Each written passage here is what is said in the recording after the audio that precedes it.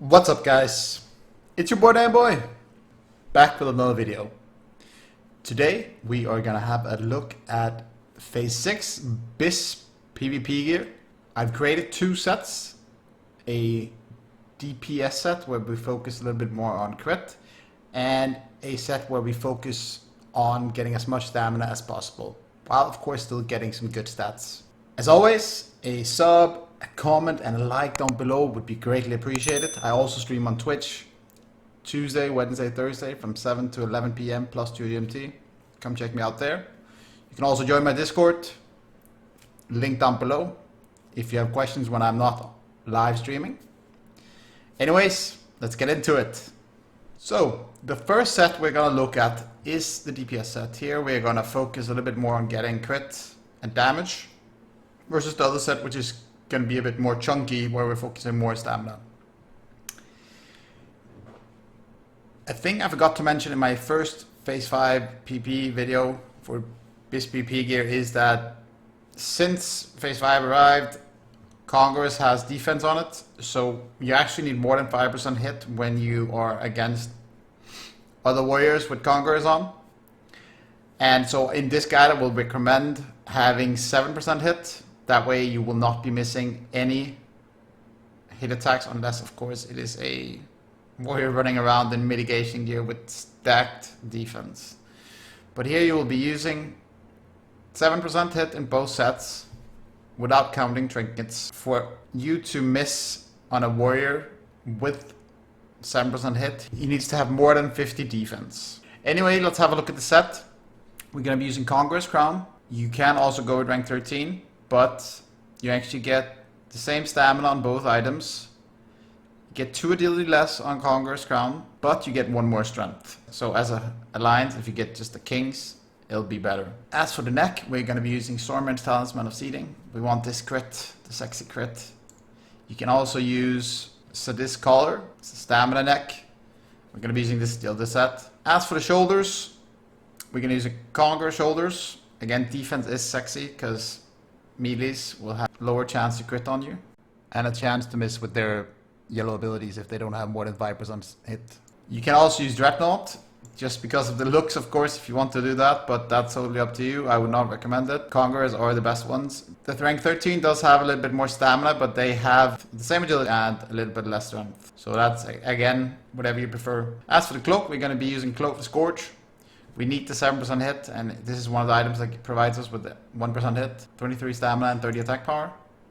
There's other possibilities as well. The Shroud of Dominion, we'll be using this.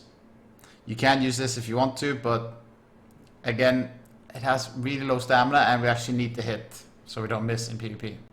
As for the chest, we are going to be using Field Marshal's Plate Armor. The reason why we're using this is because it actually provides with 1.7% crit versus Conquerors that only gives you 1.2% crit. Conquerors does give you around 5 stamina more and a lot more strength, but we want crit when we're PvPing.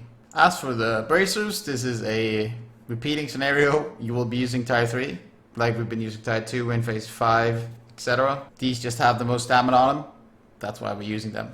And again, the defense is a nice contribution when you're fighting other warriors or melees for that matter. As for weapons, this is a personal preference. Might of Menethil is the strongest weapon when you look at it stats wise, but it is a mace, so you will be going mace spec, so you get the stuns.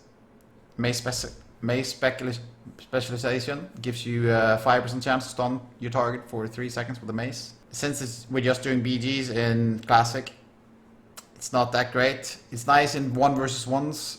In TPC, this is gonna be the real pumper spec for arenas, but as for Classic, not really. Sword spec and axe spec is a bit more fun. But personally, if I could, I would go for Might of Menethil. It does just have insane damage stats and the speed 3.8. You don't get much better than that.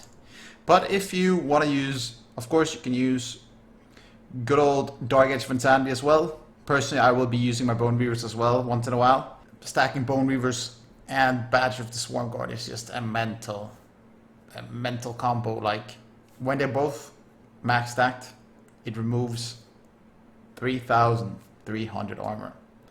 So that means leather people, leather classes and down, 0 armor, man. You're gonna blast them.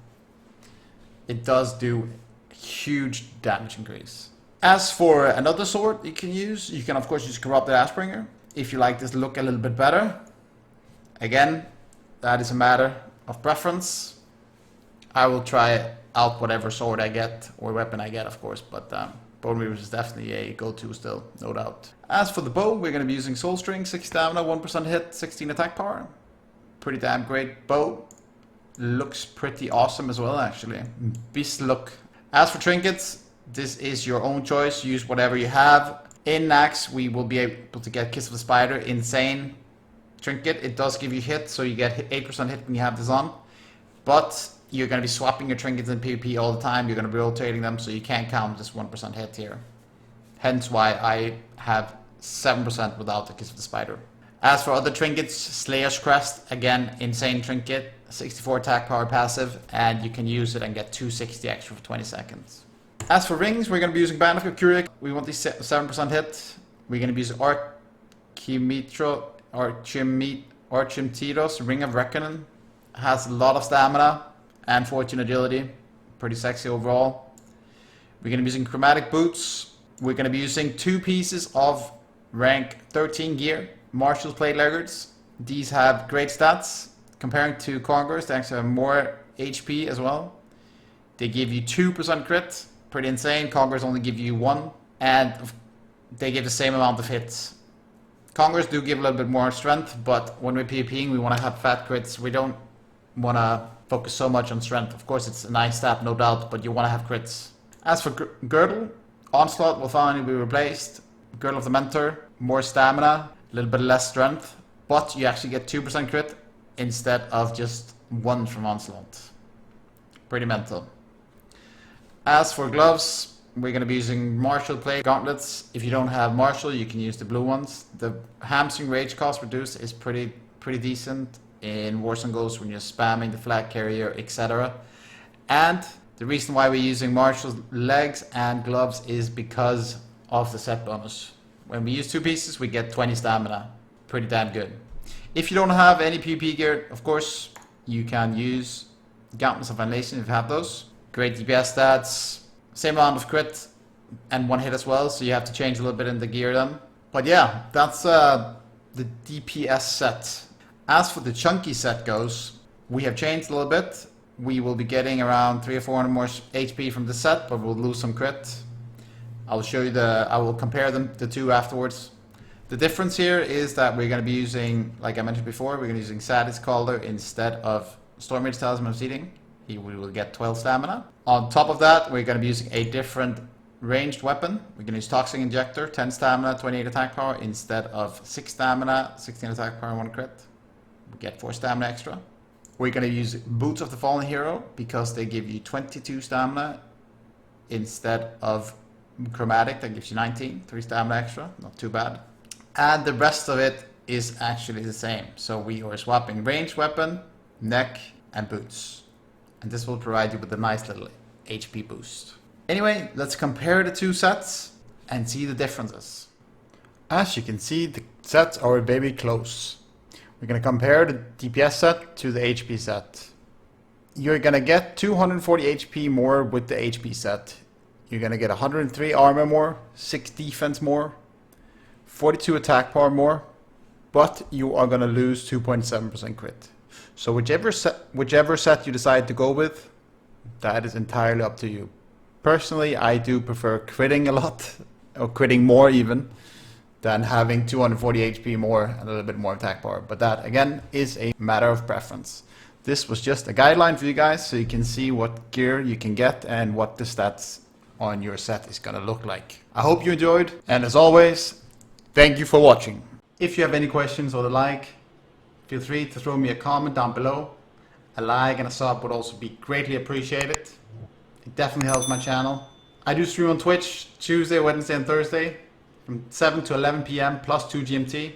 Come in and hang out with me. If I'm not online on Twitch, you can catch me on Discord. Link is down below. And as always, have a damn great day.